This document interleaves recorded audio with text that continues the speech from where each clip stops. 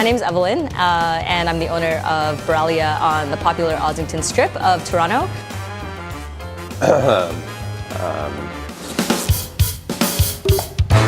So that's Wayne Morris. He's the head chef of Boralia. The thing that makes Boralia so special is...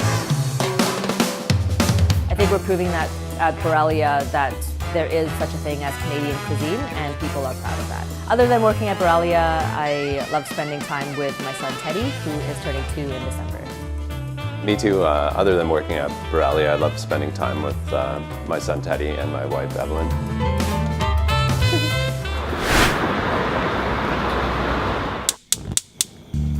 So I grew up in a very small town in Nova Scotia. My dad was a hunter, so we would eat like wild venison and game birds and stuff when we were young. I think I was 23 when I started cooking school. It was a little bit later than a lot of people. I thought to myself, like, I love food. I've always loved eating. It's been a passion of mine for as long as I can remember. I was born and raised in Toronto. I moved to Hong Kong when I was very young for 5 years, between the ages of 2 and 7.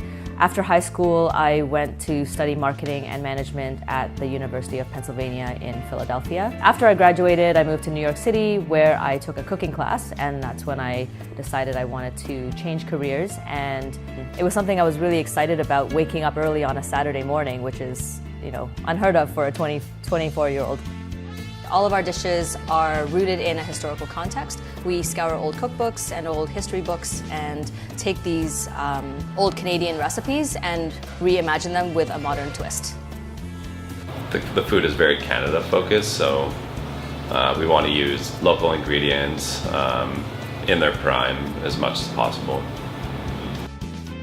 My favorite part of my career so far has been meeting Evelyn. I mean, if it wasn't for cooking, I would never have met her. At home and at the restaurant, Wayne is definitely the better chef.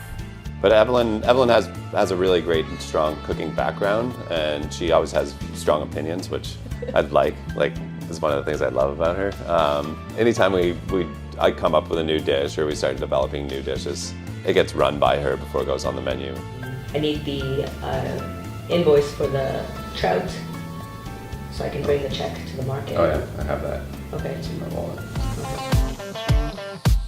So I've always grown up eating a lot of things. Being Chinese, you eat like every part of the animal, tendon, tripe. I always grew up very curious about trying new things. When I was a kid, we would take like lots of long walks on the beach, and you'd always find like these pretty shells and Okay. What do you mean? My family. And yeah, you find these shells like just laying around the shore, but you know, I never really thought of it as being food. Well, it's interesting because you had never had whelk until you had dinner with my dinners with my family, because you know, it's something that I've had lots of times growing up.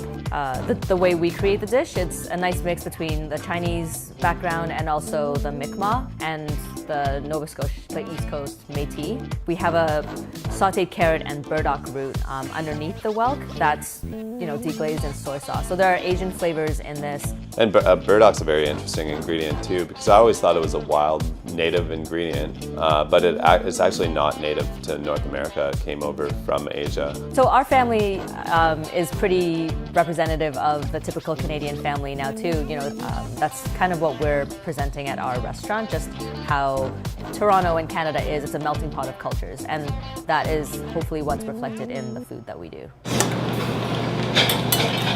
This dish is very special to us. It's probably the most popular menu item since we've opened the restaurant. In 1605, Samuel de Champlain, who was part of the first European settlement in Nova Scotia, he had created this eating and drinking society and had cooked this dish for his men to lift their spirits. It was their first winter in Canada. They weren't used to it. They were away from their families. You know, the original process of the dish is to bury the mussels and pine needles light on fire. I don't know, we had more failed attempts with this dish than any other one, but it took us about 6 months, and we ended up going back to original idea. They're special because a lot of people come in and they taste some of our dishes and it reminds them of something that they had when they were growing up from their childhood.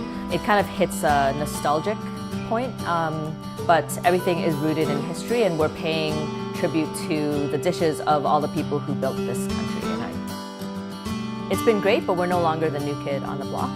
You know, trying new things, evolving, you know, cooking, having fun, loving what we do.